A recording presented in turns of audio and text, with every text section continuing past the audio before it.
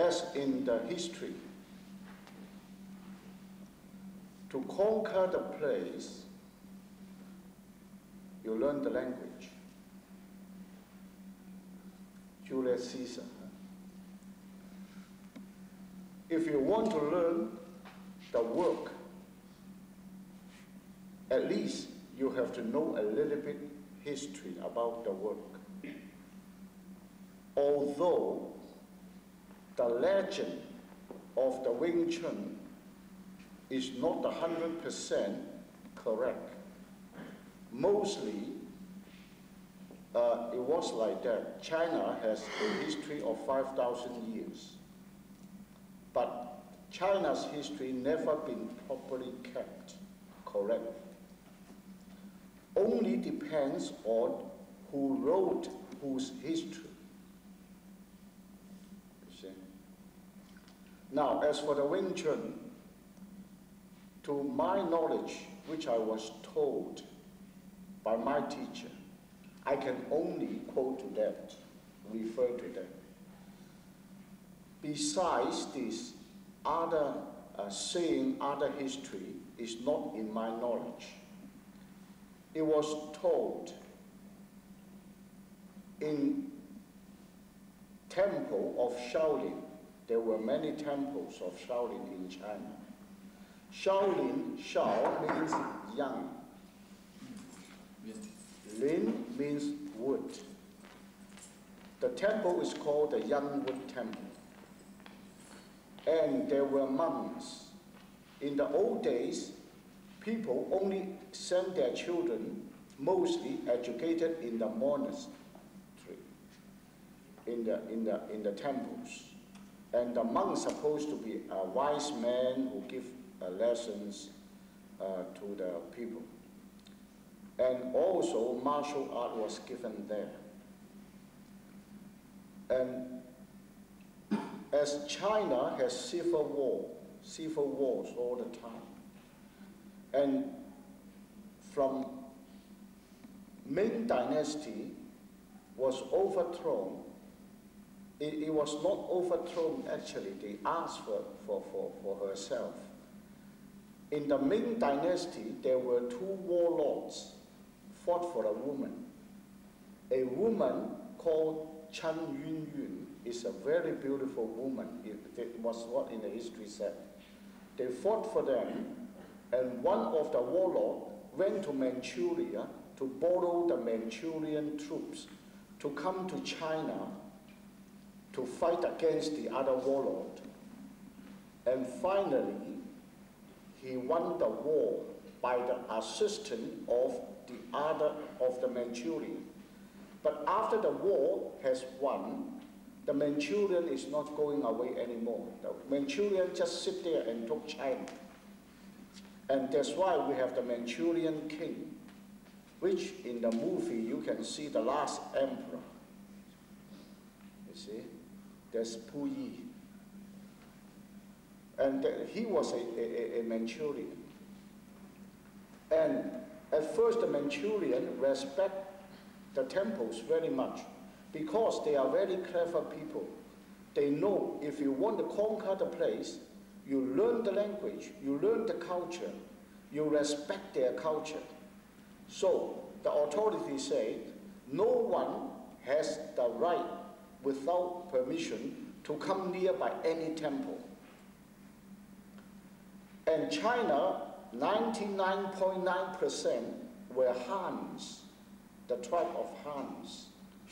The Hans doesn't like the Manchurian to be their king. They always make revolution against the Manchurian. So the revolution was growing among the temples. Because the Manchurians say no soldiers or authority, the power should reach to the temples. They make use of the weak point. And finally, paper cannot hold fire. This must know. Then they order to burn all the temples of Shaolin and catch all the revolutionaries.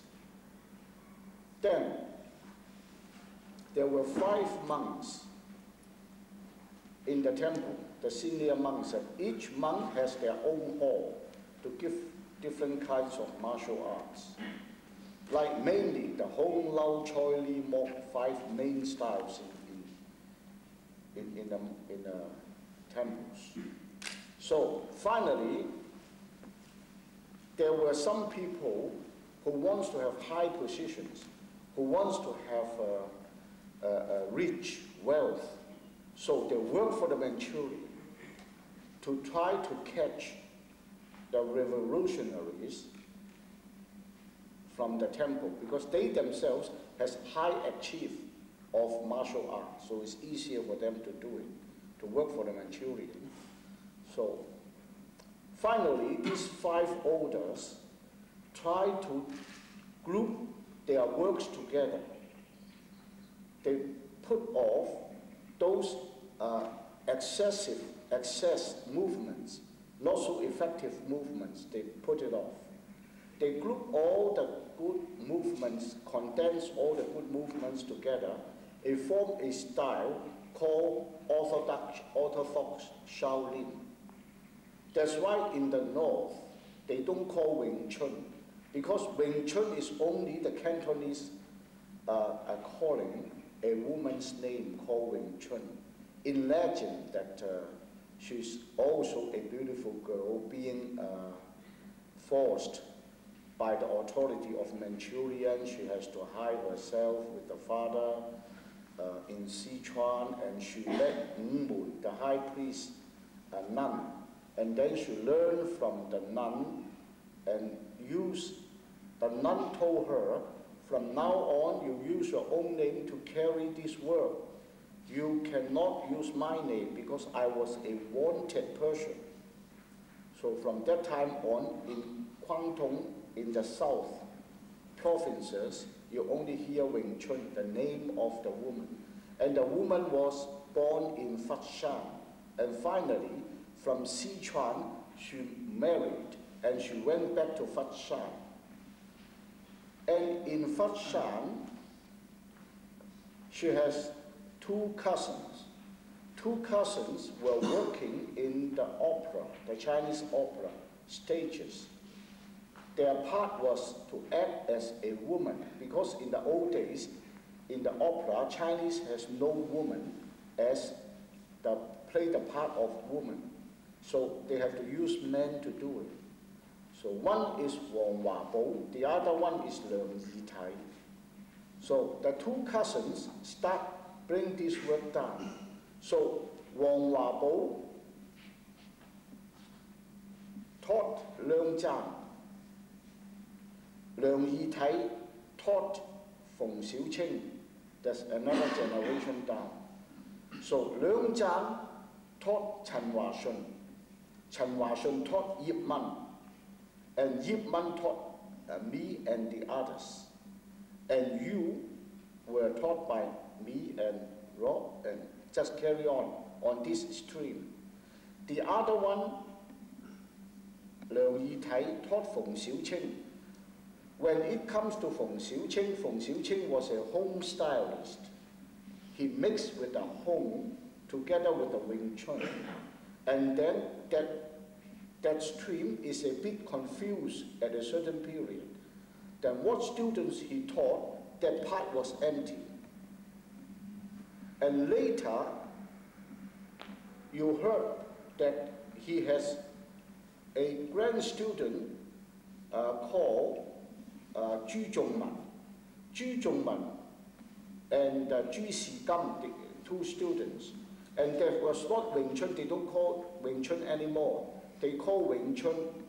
Wing-chun in Chinese called place of spring. Wing-chun means to say forever spring. So that style, came from the same root, but because of the change, then this style, which we are carrying down, still called Wing-chun. The other style called forever spring. Wing-chun, Wing-chun, Wing-chun is like singing. A little bit difference, then it means another thing. But if you translate into English, Wing-chun, Wing-chun is W-I-N-G, is the same. You see? So, from that part comes down, then it's a bit different. They all had the similarities, but it's already something changed. That's why the controversy now, people always mix up with the Wing-chun, and the Wing-chun, they say, well, I am the real one. The other will say, I'm the true one. You know? But however, what it is, that we were came from the same root. But later, what was changed is not, in my knowledge, how, you see. So there was the ancient history.